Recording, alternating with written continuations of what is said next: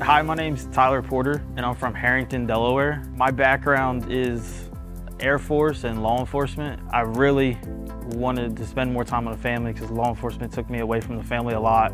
My wife brought the school up, the NRVTA, and I found that I could use my GI Bill, which has helped tremendously. It was just a great opportunity for us to start a new path and a new course in life, so I could be more present with my kids. I got two little kids that I love more than anything in this world, and I just wanted to be there for them.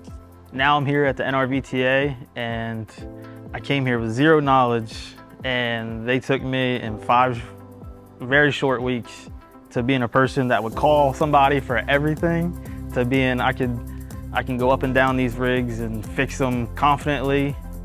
And it's just been a crazy transformation just within myself.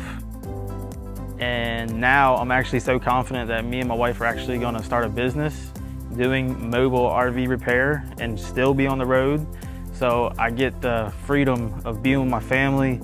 Check out the NRVTA because the skills you will gain here are just invaluable, especially if you're on the road. I'm a full-time RVer, and just being able to fix your own rig the knowledge is invaluable enough.